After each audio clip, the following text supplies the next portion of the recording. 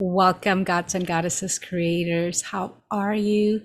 Today we have a beautiful guest, Mercedes Arnus, here in the podcast, All Things Spirituality, to talk about why it matters where you are on your birthday based on your solar revolution, your solar return. So let me give you a little bit of background about Mercedes. She's originally from Spain and she's been working with the spiritual platform GAIA. And also, she is the personal astrologer for the foundation Arsayan that was founded or is founded by Matias de Estefano. And most importantly, she's just a naturally gifted, beautiful, spiritual person. The Beyond Astrology gives beautiful meditations and leads spiritual retreats. So, just a quick background on Mercedes. So thank you, sister. Thank you so much for being here today. I appreciate you. Thank you, Maria, and thank you for having me here. So I'm excited to see what questions you have prepared for me. I'm excited to give everyone a little piece of wisdom and knowledge on how they can apply astrology on their day-to-day lives and really how they can take advantage of this beautiful tool that the universe has gifted us with. Yes, no, thank you. And I think the first thing to people understand, especially if they're new to astrology, what is solar revolution? Is it the same thing as solar return? Are they just different names? So that you can advise them and help them plan of how they can better prepare on what their theme's going to be for that year, depending on where they are physically in the world on the day of their birthday. Yes. Yeah. So before getting to the solar return, I want to give some clarity on what an astral chart really is so that we can understand what a solar chart is and what the solar return is. So your astral chart is the picture of the cosmos and how it was looking, the order it had, the positions of every single planet, almost as if we took a screenshot of the sky from the place where we are born at the exact time, minute, and an hour that we are born. So that screenshot or that capture is put into drawings, into sketches, and that's what you have as an astral chart. So your sun sign is the constellation in which the sun is at the moment, hour, and from the place that you're at and its position, right? So let's say my sun is at 21 degrees of Libra because I was born at the 21st day of the sun being in the Libra constellation, right?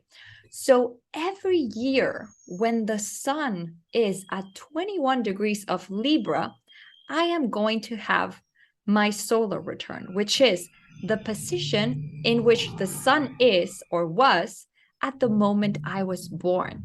So it's very important that you see and you're familiar with your astral chart and your sun's position before doing what it's called a solar revolution chart or a solar chart. So it's something interesting to know is that not every year we have the solar return the same day, because since the year is irregular, since we have 365 days and each year the days change, and the length of the year changes. So maybe one year my birthday will be October 14th, and maybe my birthday another year will be on the 13th or on the 15th, depending on the position of the sun and depending on the day that the sun reaches 21st degrees of Libra, the 21st day of the Libra month. But each year, the sun switches into which day enters each constellation. So it's variable. So our sun always is, our solar return is always going to be on the same degree. So it's important that we're familiar with our astral chart and the exact degree that our sun is placed at. In my case, it's a 21 degrees of Libra. So I need to know when the sun is going to be at 21 degrees of Libra next to plan to be in a specific place that is going to benefit my energy that year. So as an astral chart, it's a screenshot of how the universe or how the cosmos or how the sky is looking, right? From the exact moment, from the exact place that we're born. Okay. But the solar chart is a screenshot of the universe, of the cosmos, or of the skies and how it's looking at the exact moment that the sun, in my case, reaches 21st degrees of Libra. So it has to be the time that the sun reaches the same degree, the same day, the same point that it is at in the moment we are born. So that's why we need to be familiar with our astral chart and with our soul, our sun's position at the time we are born, in order to know when our solar return is truly going to take place, because the solar return is going to be that screenshot of important. the skies the moment the sun reaches that exact degree. And it's not always the same day as your birthday, which is something that people get confused. You said sometimes. Yeah, it depends. It honestly depends. And it's also interesting to know the time that that solar return is going to take place, because that is never the same. So people think that because you're born this day, your solar return has to be this day and has to be at the time you were born, but it's not true. It's not necessarily like that, and it's usually never like that. So when I do solar charts, people are like, well, you got my time wrong. And I was like, no, because it doesn't work as your astral chart. I love it. Maria, you were asking how it is important to know where to spend your birthday, right? Where to spend your solar return. So it depends on because in different positions, in different places of the planet, it's going to take place at a different time. That solar return is not the same if you're in LA or if you're 9 hours ahead in Spain or in any other part of the world, right? Because every 4 minutes, the degree of the ascendant in our charts changes. So depending on where we spend that solar return, we're going to have an ascendant or another. And the ascendant is the energy that opens up the chart, and it's what's guiding us into having one experience or another, because it's the energy of opening off the year, and it's the energy that gives us information on what kind of experiences are we going to create and are we going to attract that specific year. So that's why people really freak out about solar returns and where to spend their birthdays, where to spend their solar return. Yes. So let me just tell my story very quickly. I went to Egypt to meet up with Matias when he was there for the whole year, Matias de Estefano. So I was there for the 12/12. I'm the December 12th baby. And then Matias said, and he was sharing, I think he was talking to Judith, and he said that there was this one year where it was very, very important to him to get out of Argentina, because based on his solar return, it was going to be a very sad, depressive year. He was going to be an ascendant Pisces. Yeah, a lot of crying. And he's like, I'm going to the other end. So he went somewhere in Iceland. I don't know where he went, just so he can change the theme of what he wanted to live in that year and what he felt like. So I had no clue before that how important it was. For me, it was already too late apparently, but then after that I'm like, I want to know and prepare. So last year I was in Bali and I met up with Mercedes, of course, to do my solar return. And I had the choice to either stay in Bali or come back to Los Angeles. If I stayed in Bali, I would be working on the lineage of the women within my mom and my dad ties to heal the female, so the divine feminine. And if I came back to LA, it was going to be much more energy, more favorable to move on with my business to make it more explosive. I decided to stay in Bali to really heal that side of the family. But I had a choice. which I thought was so beautiful. And it also helps you prepare as to what is coming for you. Not to say that your business is not going to thrive, but it's you're playing with the energy that is opening up for you. So Mm-hmm. so No, I it's thought that was definitely incredible. fascinating. It's fascinating. To me, it's like mind blowing, and it's one of the consultations I get the most. Where can I spend my birthday? And Yeah. it's very fun because it's like, okay, what kind of experience do you want? And people that really like have that flexibility, right? It's the most fun for me because I can be like, all right, so if you go here, you're gonna have this kind of experience. The chart is the same, the alignments are the same. It's just the ascendant that changes, and maybe the moon for a couple degrees. But what's really fun is playing with the person or playing with the client, right, on what kind of experience they want that year. And if Yeah. they have that flexibility, it's absolutely amazing. There's also something very interesting that I'd like to share that is called astrocartography. And it's mainly for those who don't have that much flexibility on going to different places and traveling the world in order to have one ascendant or another, in order to create different experiences, right? And I'd like to share this tip because it's also a kind of consultation that I get a lot, and it's, to me, it's one of the most fun things about astrology. So since we're sharing stuff, Yes. this is what an astrocartography map looks like. So what you want to be looking at is really either your Jupiter, your Sun, and maybe your Venus line.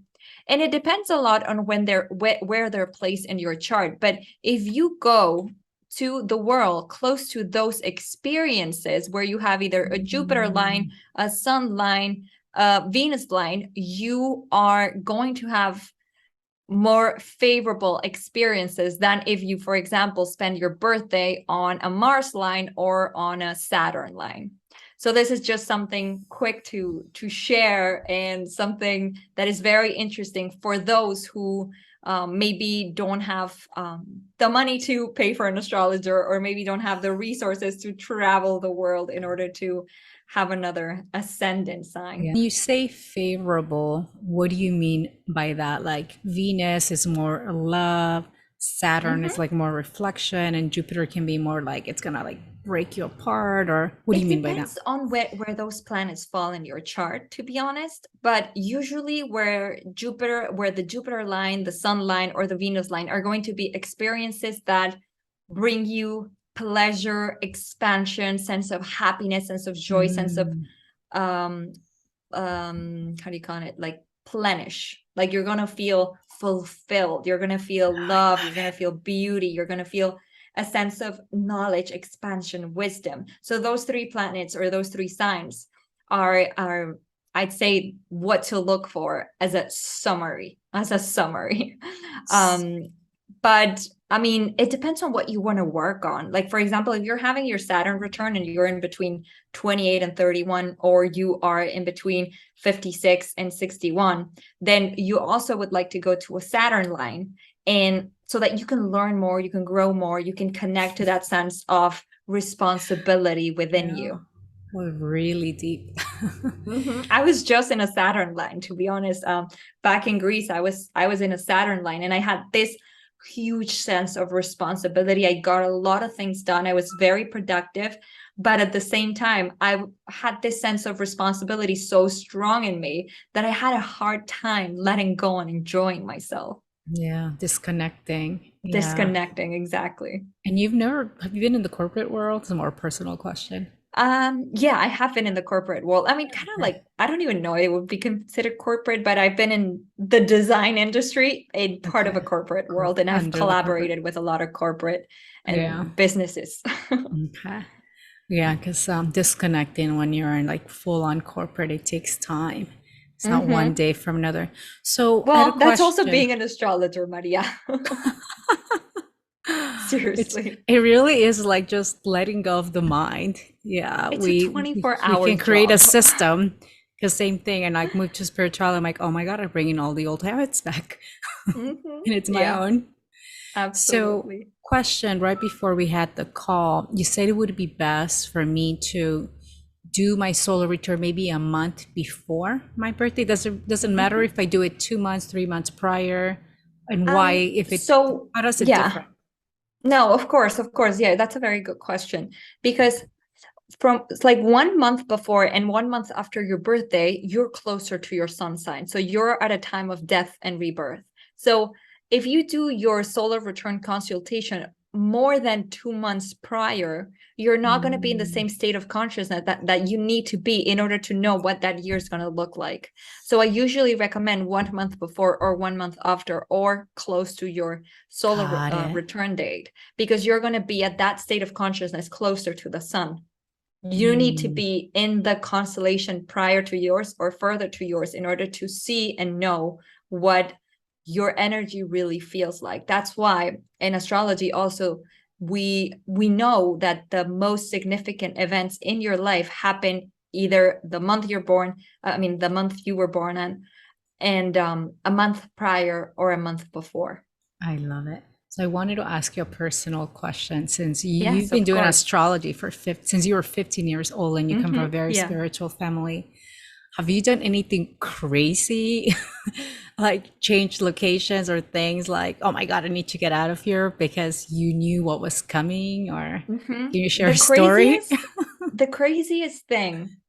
Well, I mean, it's been a wild trip, but so the way I handle solar returns now, and this is just my experience, is that I don't want to control because I'm a control freak. I tried, and having all this knowledge and all this power to control, I tried to flow with things so that I surrender to my higher self a lot more than to my mind.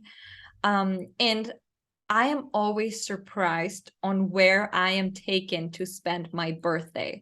I will either have a dream or have a call or have some sort of proposal that takes me to a place to spend my birthday. And then I end up Ah, checking my solar return chart and I'm like, of course I needed this energy. And I would have never yeah, taken myself to this place if I was trying to control it. So now yeah. my birthday is coming up in October and I have the exact same dilemma. But something very fascinating for those who really cared about the astrocartography is that in Egypt, crossing through the Giza pyramid, I have my Pluto line. Ooh, The Pluto line is the line where you go to die and the line where you go to come back to life. If wow. you have the chance, I've been to Egypt multiple times, and every time I go, I die and I come back to life, whether it is physically, whether if it is emotionally, spiritually, it usually happens, all of them combined. I remember the first time I was in Egypt, it was so crazy. My dad was dying, physically dying in intensive care. Mm, I got the call. I went into like this freaking trance. I had to be taken into, well, these doctors came and gave me an IV line because my blood pressure, like I was about to crash. And it was literally a death. And then I went into the pyramid and everything solved and went back to life. It was like one of the craziest experiences I've ever had.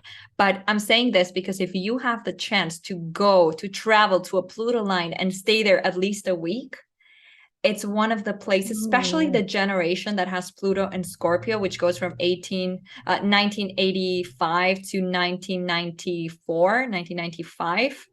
I completely recommend it.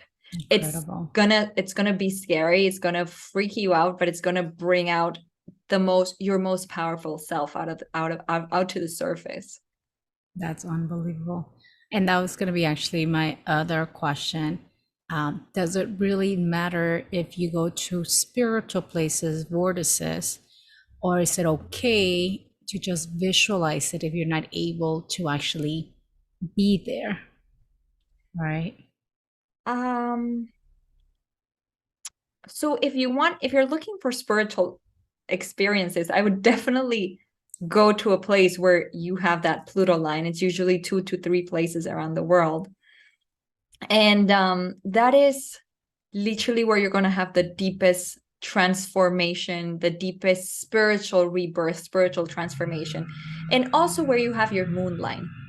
where you have your moon line in astrocartography, or if you go there to spend your birthday, it's going to be a year, the new year that you're starting. Make sure to be there right at the time of your solar return, not only your birthday. But if you spend that birthday either close to a Chiron line or to a moon line or a Pluto line, it is very likely for you to have you're connecting to your energy into like a transformative state, into a highly spiritual state or high vibrational state, and your energy will align to that energy that it has close to that part of Earth where either that moon line, that Pluto line, or that Chiron line crosses. That's incredible. So I really see this like a biohacking tool into astrology. You know, what theme do you want to have? What other biohacking tips are there? Well, once you get into astrology, you can share any with us that we can go and consult with you, or, you know, if we are more of an expert, go into your astrology sign and kind of get an idea. Tapping into your astrocartography, literally any human on Earth can do without the help of an astrologer. It's fun to do it with someone who can guide you at least the first time, and then you can do it on your own. I love giving this tool because once you learn how it goes, and once you have the guidance of a session, then you can literally go on your own and understand where to go, where to spend each place, and also why each place is calling you. For example, we all have, especially like when we're on this spiritual journey, when we're trying to be more in tune with our higher selves, we're always called. Like all of a sudden, a place in the world calls you. Yes. And it's very interesting to know, why is this place calling me so much? Yeah. For example, I just had my Saturn return, which is when Saturn crosses over the entire zodiac sign, the entire zodiac wheel, and it's back at the place where it was at the time of your birth. So I had this last year, my Saturn return. So I was called a lot to go to one of my places of where my Saturn line crosses, which is Greece. So I was there in Santorini, the volcano, and it's a place where I was connecting to my inner Saturn, my inner responsible adult that is in control of my 3D reality. I love it. So it's very beautiful to see why each place is calling you. And this takes us to Mount Shasta, where we're going, both of us together. Yay, in a couple months or less already. Goodness. Yeah. What is it, like a month and a half? Yeah, a month and 10 days. In Mount Shasta, my Uranus line crosses right through it. And Uranus is the energy of enlightenment. It's the energy of massive awakening, but it puts you into an awakening in such a state that it's uncomfortable. And it's the energy of surprises. So you literally don't know. It's the energy of the galactic. So I literally don't know what can happen. Like literally the craziest thing. I am completely open because I've never been in a Uranus line before in my life. So I'm literally open to receive, experience, download anything that needs to happen. So many things happen in Mount Shasta. It's so powerful. I know. It's home to so many different things and we'll different have to dimensions. look at what crosses through Mount Shasta for you. That's incredible. No, that's very, very, very powerful. What I wanted to ask is, we have moon, we have eclipses, we have equinox. These are like very important times, the 11/11 that's coming up, to really, really manifest, and also vortices. How important is that in comparison to your solar return? Is it just as powerful? Is it like complementing both? Or how are the energies different? So eclipses, like if you want to understand how eclipses affect you, you need to look at your astral chart, not your solar return. Your solar return is almost like a map to give you a guidance on what the year is going to look like. Like, okay, how do I navigate this year? What's my purpose for this year? What does my soul or my higher self wants me to do this year? What do I need to focus on? What area of myself am I going to be working on this year? But working on eclipses, unless your birthday falls close to eclipses, have nothing to do with your solar return. Like in order to understand how each eclipse season, how each astrological movement, each astrological transit, conjunction, astrological event, and how it affects you, you need to place that astrological event in your chart. You need to place it in the sign or constellation and wherever that falls in your chart. Got it. That's very important. One thing that fascinates me about astrology, I feel like a lot of us go to astrology wanting to prepare for the future, but especially in your readings with evolutionary astrology, I mean, you can see how wise and how much the soul has already lived, all the gifts it has. So it doesn't just go back to your birth date, but you can see like all the gifts that are there. And this is more like in-depth astrology, infinite, I guess. Maria. Astrology is infinite. Like, I've been studying astrology and I've been an astrologer for many, many, many, many, many lifetimes. And yet I'm here learning as I go. Like, I've been learning forever student. Like, astrology, there is never a moment when you're like, I know enough. There's always more, because astrology is evolving as humans, is in constant evolution, because our planet is in constant evolution. And as long as Earth keeps evolving, astrology keeps evolving, because the cosmos keeps evolving. And we're always in new states of consciousness, and there's always evolution. So astrology is just the same. It's not the same astrology now as if it was in the 15th century, you know. That's beautiful. But yeah, I feel it's beautiful. Sorry, what did you ask? I got so carried away by the No, that was my question. How you can go back into the past really and see how how wise and old a soul can be, and the lessons that it's learned. And I was like blown away, because it's always like a retro. Karmic astrology. Karmic astrology is freaking mind-blowing. I mean, you can tell I'm extremely passionate about it, but karmic astrology is, or your draconic chart, your draconic astral chart, is the chart of your soul. So it is very interesting. And I know I'm getting a little off topic, but I just get carried away by things.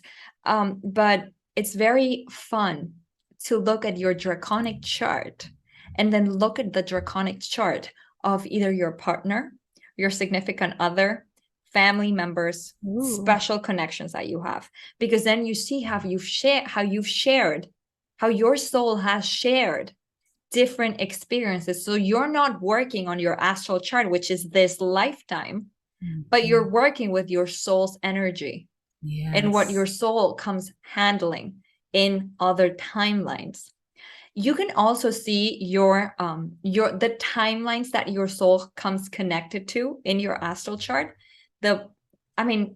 I don't believe there's past or future. I believe there's a constant present and multiple simultaneous realities happening at the same time, or simultaneous life happening at the same time. But in astrology, the south node would be the energy that our soul comes or has mastered, the energy that our soul comes more familiarized with from other lifetimes. And the north node would be what our soul comes to experience as a new adventure or as a new lesson. So it would be like our focus or our north or our direction. We're pushing you with the knowledge that you already have. Exactly. Putting all that learned knowledge, or all those learned experiences, channeled onto the north, onto the new, onto new knowledge. Yeah. Well, I can't say enough about how gifted you are. You're my favorite astrologer. You are, I mean, I feel like every time I've had a session with you, it's like, I need to rest, because a lot gets uncovered. A lot gets uncovered as well. You do say some truths sometimes. Sometimes, we don't want to recognize about ourselves. To really is a good idea to, if not with Mercedes, with someone else, like a really good astrologer that has been doing it for lifetimes, of course. And it's just such a beautiful, beautiful spirit. But this is a really good, just like a little crash course on why is it so important to know where you are on the day of your birthday, what kind of theme you're going to have, kind of like numerology. But to me, it's just like way, way, way more in depth. I love it. I just resonate with it so much. So I'm putting down all of Mercedes information. She's going to have this wonderful retreat that's coming up in Mount Shasta, September 28th, I think, till October 2nd. Matias de Estefano is going to be there the first day. I'm also having a retreat in Peru right before that. I'll put the info there. And we're going to do it again, working with the Keros, the people that are from the Inca lineage. So you want to be initiated into the Inca path to become a priest, priestess, and you come back with the Misha, D&D Indian altar, so you can start doing healing sessions, for your family, for your friends, or if you're already a healer, adding another modality that really grounds you, like really sets root and connects you to the magic of nature. It's like bringing in a portal with you that connects you not only to Pachamama of the Andes Mountain, but it just opens you up to the whole world. Actually, I want to share something. I just realized, oh my God, this is from Mount Shasta. The first time I went, this little stick just really, really called me. So I share it.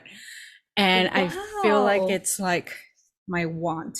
It's I really want wand. something. Literally a wand. And I remember I saw it and I went hiking up Bunny Flats, which and then I came back, my friend's like, where is it? It's still calling me. And I found it again.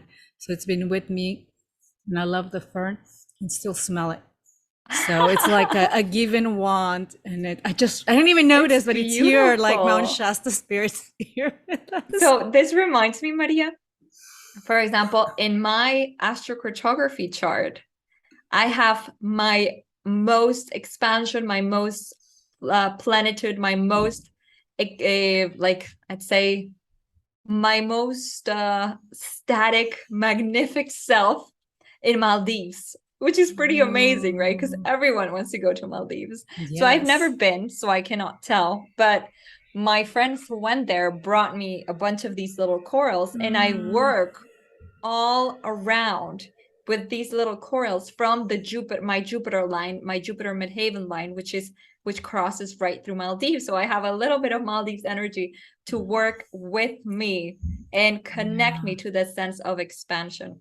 Anyway, just a tip for those who can't travel to their Jupiter, Venus, or Sun line. You can always ask people to bring you little things from there. Yeah. And I notice when I meet with people before they go somewhere, I feel like they take a little bit of me with them. Like it wasn't a coincidence that we crossed paths. Even before I left Egypt in February, Matias went back and they went back to all the temples. And I was there for another 2 weeks. And at the end of the flight, I bumped into Maria Elena from Baja California. So she went and we were on the same flight. This was already 2 weeks after everything left. And she gave me a hug. And as soon as she gave me the hug, I felt all the codes, all the information that was downloaded, that Matias downloaded during the retreat, that I had received all the information. But to ground it to Peru, like, because that information I had to take to Peru, to take to the waters. Beautiful. It was incredible. That's beautiful. So much magic being shared. We'll put all the information down. We can go on forever though. Oh yeah, of course. We'll do more. When we find sisters where we can speak the same language, it just goes on and on and on. Thank you so much, Mercedes. Thank you, audience. Be sure to like and follow us. Thank you with All Things Spirituality Podcast. I love you all. Have a beautiful day.